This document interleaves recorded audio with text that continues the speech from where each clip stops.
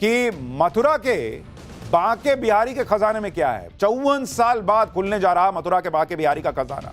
क्या क्या निकलने वाला है, कितना सोना, कितना चांदी, कितने जवाहरात। बांके बिहारी के खजाने की चकाचौंध हैरान कर देगी क्या? अब इसका चैप्टर।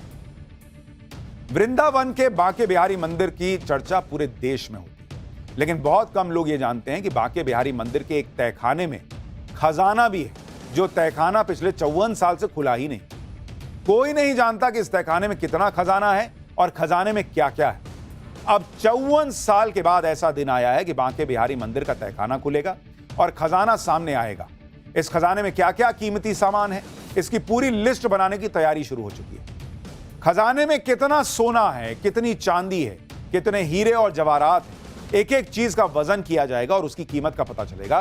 पूरी लिस्ट तैयार होगी। इससे पहले साल 1971 में आखिरी बार बांके बिहारी मंदिर का खजाना खोला गया था, इसलिए इस नई लिस्ट को पुरानी लिस्ट से मिलाया जाएगा ताकि यह चेक किया जा सके कि इस खजाने में कोई घपला तो नहीं कि हुआ है।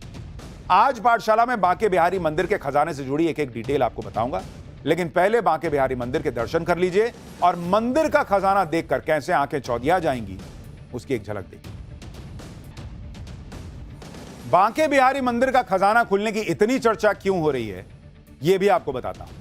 दरअसल जब 11 साल पहले केरल के पद्मनाभ स्वामी मंदिर के खजाने का तहखाना खुला तो देश ही नहीं पूरी दुनिया हैरान रह गई, क्योंकि मंदिर के तहखाने में बंद खजाने में 1 लाख करोड़ से ज्यादा के सोने चांदी के सिंहासन, छत्र, मुकुट, आभूषण, सिक्के और हीरे जवाहरातों के ढेर में।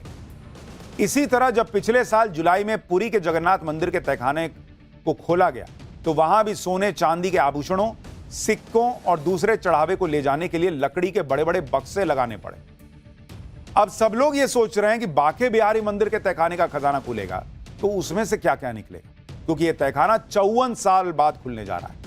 मंदिर के सेवायतों यानी बांके बिहारी के सेवा में पीढ़ियों से जुटे परिवार वालों के मुताबिक उनके पास रखे पुराने कागजात में खजाने में रखे जिन बेशकीमती सामान का जिक्र है उसमें पन्ना जड़ा हुआ सोने से बना मोरनी हार शामिल है, जिसे काफी दुर्लभ बताया गया है। नवरत्नों से भरा हुआ स्वर्ण कलश है। सहस्त्र फणी यानी सैकड़ों फनों वाला शेषनाग, जिसे चांदी से बनाया गया है।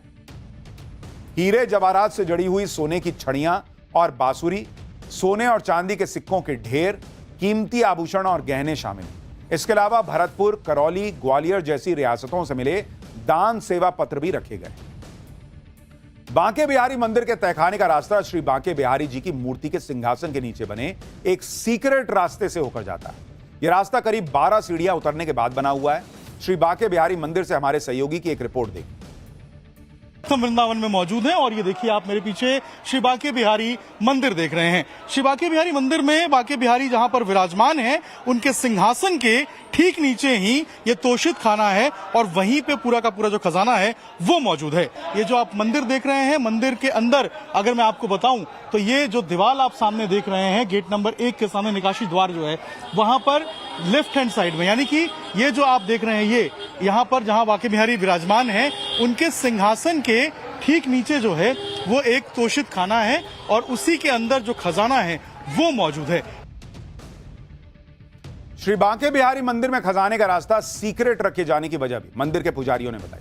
पुजारियों के मुताबिक ब्रिटिश शासन के दौरान श्री बांके बिहारी मंदिर के खजाने में 2 बार चोरी की कोशिश हुई। पहली बार साल 1926 में और फिर उसके बाद 1936 में। इसी के बाद से श्री बांके बिहारी मंदिर के तहखाने में बने लोहे के गेट को मोटी मोटी जंजीरों से बंद कर दिया और गुप्त दान को तहखाने तक पहुंचाने के लिए श्री बांके बिहारी जी की मूर्ति के पास से ही एक छोटा सा रास्ता बना दिया गया और मंदिर में खजाने की सार्वजनिक तौर पर चर्चा बंद कर दी गई। धीरे धीरे लोग मंदिर में छुपे खजाने की बात को भी भूल गए। अब देखिए, जब श्री बांके बिहारी मंदिर का खजाना खुलने वाला है तो हमारे सहयोगी ने मंदिर में दर्शन करने पहुंचे श्रद्धालुओं से खजाने के बारे में सवाल पूछा। ज्यादातर श्रद्धालुओं ने इसकी जानकारी होने से भी इनकार किया। आप लोग यहाँ दर्शन करने के लिए आए हैं? हाँ जी। आपको जानकारी है यहाँ बांके बिहारी में खजाना भी है नीचे? नहीं, इसके बारे में कोई जानकारी नहीं? कोई जानकारी कभी पता नहीं कर पाए? नहीं, कभी पता नहीं। आपको पता था कि यहाँ जानकारी खजाना है इसके बारे में? नहीं, जानकारी नहीं थी। देखिए यहाँ लोग हैं, इनको पता नहीं है। आपको जानकारी थी यहाँ पे खजाना है? नहीं, हम तो दर्शन करने आए हैं। दर्शन कभी सुना था आपने? आप नहीं। अच्छा, आप लोग भी दर्शन। श्री बांके बिहारी मंदिर के खजाने का रहस्य तो जल्दी ही खुल जाएगा। मंदिर में खजाना कब बनाया गया और कब कब खुला ये भी आपको बताता हूं। श्री बांके बिहारी मंदिर कमेटी के सदस्य आचार्य दिनेश गोस्वामी के मुताबिक बांके बिहारी मंदिर के मौजूदा स्वरूप का निर्माण साल 1864 में भरतपुर के राजा रतन सिंह ने करवाया। राजा रतन सिंह ने ही बांके बिहारी जी के खजाने को सुरक्षित रखने के लिए मूर्ति के नीचे तहखाना बनवाया। आखिरी बार जब साल 1971 में खजाना खोला गया, उस वक्त खजाने से कई कीमती आभूषण और गहनों की लिस्ट बनाकर एक बक्से में सील करने के बाद बैंक के लॉकर में जमा करवा दिए गए। इसके बाद साल 2002 और 2004 में मंदिर समिति ने खजाने को खोलने की कोशिश की, लेकिन मंजूरी नहीं मिल पाई। अब यह भी जानना जरूरी है कि आखिर 54 साल के लंबे इंतजार के बाद श्री बांके बिहारी मंदिर का खजाना खुल क्यों रहा है। दरअसल श्रद्धालुओं की सुविधा के लिए बांके बिहारी मंदिर कॉरिडोर बनाने का फैसला हुआ है, जिसके लिए जमीन मंदिर के खजाने से खरीदी जानी है। हालांकि सुप्रीम कोर्ट पहले ही यह साफ कर चुका है कि सिर्फ जमीन खरीदने के लिए ही बांके बिहारी मंदिर के खजाने का इस्तेमाल किया जा सकेगा। श्री बांके बिहारी मंदिर कॉरिडोर करीब 5 एकड़ के एरिया में बनना है और इस पर करीब 500 करोड़ की लागत आने का अनुमान है। यह खर्च कॉरिडोर के लिए जमीन के अधिग्रहण पर किया जाएगा। जमीन के अधिग्रहण में जिनके मकान और दुकान आएंगे, उन्हें मुआवजा भी दिया जाएगा। यूपी सरकार ने 2022 में इलाहाबाद हाईकोर्ट में यह कहा था कि भीड़ को कंट्रोल करने, मंदिर में भक्तों के लिए बेहतर होल्डिंग एरिया और कॉरिडोर बनाने के लिए मंदिर के नाम 5 एकड़ जमीन खरीदी जानी है। यूपी सरकार ने कोर्ट में यह भी जानकारी दी थी कि श्री बांके बिहारी मंदिर में हर रोज 40 से 50 हजार श्रद्धालु दर्शन के लिए पहुंचते हैं। वीकेंड पे आंकड़ा 2 लाख तक पहुंच जाता है और त्योहारों पर तो 5 लाख श्रद्धालुओं के पार चला जाता है। कॉरिडोर बनने के बाद श्री बांके बिहारी मंदिर तक पहुंचना, दर्शन करना कितना आसान हो जाएगा, इसे समझने के लिए आपको बांके बिहारी मंदिर में जुटने वाली भीड़ की तस्वीर देखना चाहिए। कितना कंजेस्टेड एरिया है और भीड़ वाला इलाका है। कॉरिडोर बनने के बाद सीधा रास्ता तैयार हो जाएगा। 2022 में भीड़ के कारण हुई भगदड़ में कुछ श्रद्धालुओं की जान भी चली गई, जिसके बाद श्री बांके बिहारी मंदिर में बेहतर बुनियादी ढांचे की जरूरत महसूस की गई थी। क्योंकि आप देखिए, बहुत संकरा इलाका है, जहां जब सोचिए हजारों लाखों श्रद्धालु पहुंच जाते हैं तो किसी भी वक्त कुछ हादसा ना हो जाए, इसका डर लगा रहता है।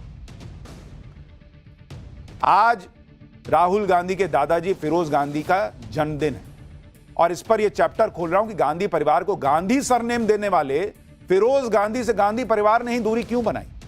इंदिरा के पति फिरोज गांधी ने नेहरू राज के कौन से घोटाले का खुलासा कर दिया था। राहुल गांधी के दादा फिरोज जहांगीर गांधी के जन्मदिन पर हिस्ट्री का वो चैप्टर जो आपने सुना ना होगा। कांग्रेस को गांधी नेहरू परिवार के इतिहास पर बड़ा गर्व होना भी चाहिए, लेकिन इसी गांधी नेहरू परिवार का एक सदस्य ऐसा भी है जिसे खुद ऐसा लगता है कांग्रेस ने भुला कर रखा हुआ है।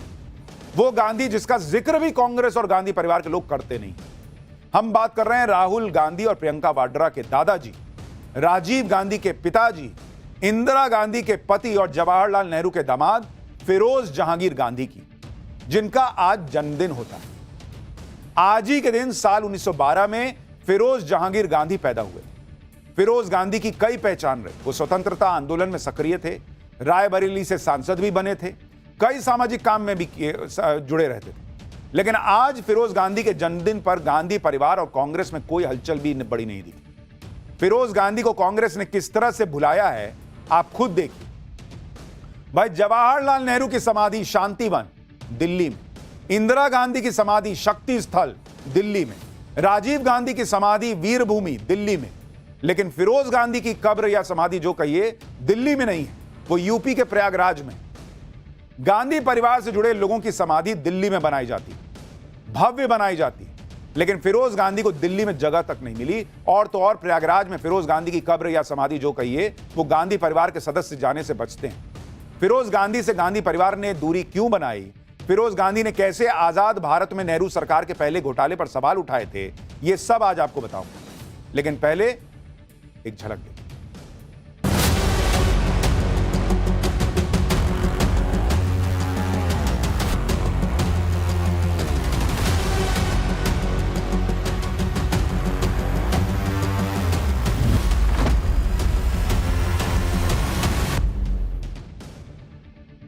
आज फिरोज गांधी का जन्मदिन है। उनका इतिहास और गांधी नेहरू परिवार के साथ उनके संबंधों का चैप्टर खोलूंगा। लेकिन पहले आप देखिए कि फिरोज गांधी के जन्मदिन पर कांग्रेस और गांधी परिवार ने क्या किया। भाई, ना राहुल गांधी का एक पोस्ट आया, ना प्रियंका वाड्रा का एक पोस्ट आया, ना कांग्रेस का एक पोस्ट आया कि भाई आज फिरोज गांधी का जन्मदिन। यानी गांधी परिवार और कांग्रेस के लिए फिरोज गांधी के लिए इतना टाइम भी नहीं था कि वो जन्मदिन पर उनको याद कर सके सोशल मीडिया पर। इतना ही नहीं, फिरोज गांधी की समाधि पर भी गांधी परिवार का कोई सदस्य सालों से नहीं गया है कहा जाता है। प्रयागराज में फिरोज गांधी की समाधि बदहाल स्थिति में है, कोई झांकने नहीं जाता वहां। राहुल गांधी अपने दादा फिरोज गांधी की समाधि पर 2008 में गए थे और उसके बाद 2012 के यूपी विधानसभा चुनाव से पहले नवंबर 2011 में गए थे, जबकि प्रियंका वाड्रा 2009 में अपने दादा की समाधि पर गई। नेहरू परिवार में फिरोज गांधी की ऑफिशियल एंट्री इंदिरा गांधी से शादी करने के बाद हुई। फिरोज गांधी और इंदिरा गांधी की शादी मार्च 1942 में।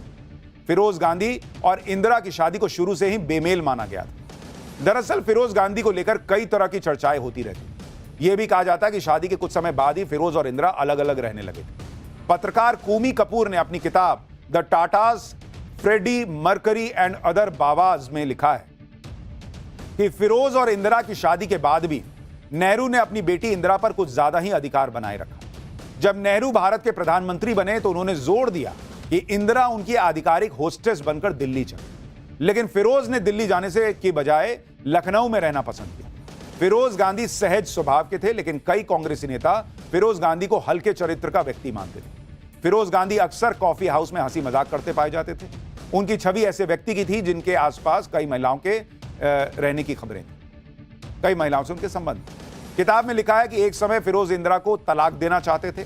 तलाक देकर वो लखनऊ की एक प्रतिष्ठित मुस्लिम परिवार की महिला से शादी करना चाहते थे, लेकिन जवाहरलाल नेहरू इसके खिलाफ थे और उन्होंने इसे रोक दिया। नेहरू नहीं चाहते थे कि इससे परिवार का नाम बदनाम हो। ये कूमी कपूर की किताब में लिखा हुआ है। फिरोज गांधी और इंदिरा गांधी के बीच संबंध सामान्य नहीं थे, यह भी कहा जाता है। इंदिरा गांधी से फिरोज गांधी की दूरियां बढ़ रही थी। इसी बीच 1959 में कुछ ऐसा हुआ जिसके बाद फिरोज गांधी ने इंदिरा को फासिस्ट तक कह दिया था। अप्रैल 1957 में केरल में लेफ्ट की सरकार बनी थी। यह कांग्रेस के लिए पहला चुनावी झटका था। लेफ्ट की सरकार ने केरल में कई सुधारवादी कदम उठाए, जिनको लेकर काफी विवाद भी हुआ। शिक्षा के क्षेत्र में सुधारों से अशांति पैदा हो गई, कई लोग जेल भेजे, कई मौकों पर पुलिस ने लाठीचार्ज किया। 1959 में इंदिरा गांधी कांग्रेस के अध्यक्ष थे। वो लगातार केरल सरकार को बर्खास्त करने का दबाव बना रही थी।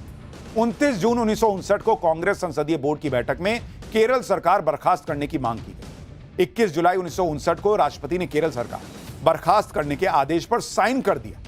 केरल सरकार बर्खास्त करने के फैसले से नेहरू की लोकतांत्रिक छवि को गहरा धक्का लगा। नेहरू की जीवनी लिखने वाले एस गोपाल के मुताबिक इस फैसले से नेहरू की प्रतिष्ठा कलंकित हो गई थी। केरल सरकार बर्खास्त करने के फैसले से फिरोज गांधी भी खूब नाराज थे। इंदिरा ने इस फैसले से पल्ला झाड़ते हुए कहा कि बिना केंद्र के राजी हुए यह फैसला नहीं हो पाता, लेकिन फिरोज गांधी इस फैसले से भयंकर नाराज थे। स्वीडिश लेखक बर्टिल फॉक ने अपनी किताब फिरोज द फॉरगॉटन गांधी में लिखा है कि जैसे ही फिरोज गांधी को इंदिरा की जिद के बारे में पता चला तो वो काफी नाराज हुए। लंच के दौरान फिरोज और इंदिरा के बीच इस मुद्दे पर झगड़ा भी हुआ। फिरोज ने इंदिरा गांधी को फासिस्ट तक कह दिया। फिरोज गांधी वो नेता हैं जिन्होंने आजाद भारत के पहले फाइनेंशियल घोटाले का भी